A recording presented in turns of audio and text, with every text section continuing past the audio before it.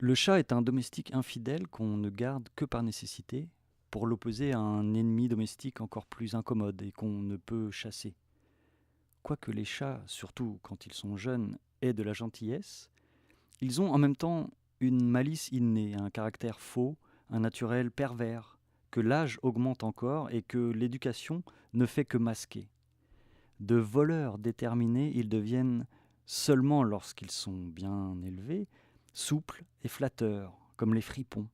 Ils ont la même adresse, la même subtilité, le même goût pour faire le mal, le même penchant à la petite rapine. Comme eux, ils savent couvrir leur marché, dissimuler leurs desseins, épier les occasions, attendre, choisir, saisir l'instant de faire leur coup, se dérober ensuite au châtiment, fuir et demeurer éloignés jusqu'à ce qu'on les rappelle. Ils prennent aisément des habitudes de société, mais jamais de mœurs. Ils n'ont que l'apparence de l'attachement. On le voit à leurs mouvements obliques, à leurs yeux équivoques. Ils ne regardent jamais en face la personne aimée. Soit défiance ou fausseté, ils prennent des détours pour en approcher, pour chercher des caresses auxquelles ils ne sont sensibles que pour le plaisir qu'elles leur font. Bien différent de cet animal fidèle dont tous les sentiments se rapportent à la personne de son maître, le chat ne paroisse sentir que pour soi, n'aimer que sous condition, ne se prêter au commerce que pour en abuser. Et par cette convenance de naturel, il est moins incompatible avec l'homme qu'avec le chien dans lequel tout est sincère. La forme du corps et le tempérament sont d'accord avec le naturel. Le chat est joli, léger, adroit, propre et voluptueux. Il aime ses aises, il cherche les meubles les plus mollets pour s'y reposer et s'ébattre. Les chattes ont un très grand soin de leurs petits, mais par une bizarrerie difficile à comprendre, les mêmes mères, si soigneuses et si tendres, deviennent cruelles, dénaturées, et dévorent leurs petits qui leur étoient si chers.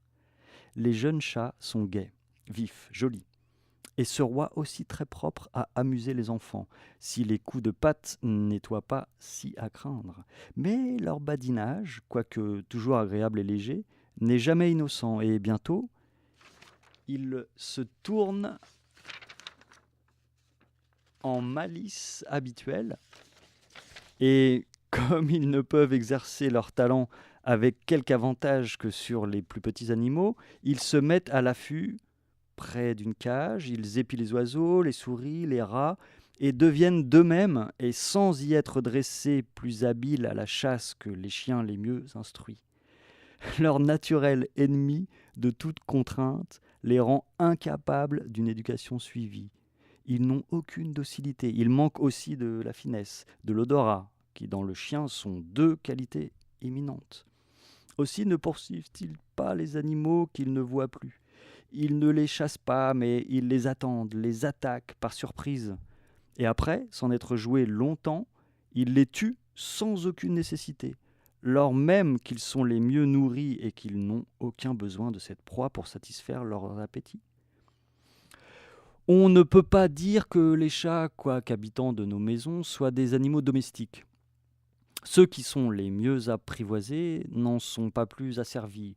On peut même avancer qu'ils sont entièrement libres, ils ne font que ce qu'ils veulent, et rien au monde ne sera capable de les retenir un instant de plus dans un lieu dont ils voudraient s'éloigner. D'ailleurs, la plupart sont à demi sauvages,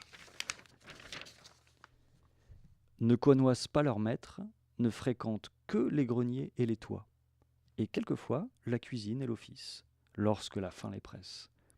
Ils prennent moins d'attachement pour les personnes que pour les maisons auxquelles ils reviennent lorsqu'on les transporte à des distances assez considérables. Ils craignent l'eau, le froid et les mauvaises odeurs. Ils recherchent les endroits chauds et se laissent caresser volontiers par les personnes qui portent des parfums. L'odeur de la plante qu'on appelle l'herbe au chat les remue si fortement et si délicieusement qu'ils en paroissent transportés de plaisir. Leur sommeil est léger, et ils dorment moins qu'ils ne font semblant de dormir. Ils marchent légèrement, presque toujours en silence et sans faire aucun bruit.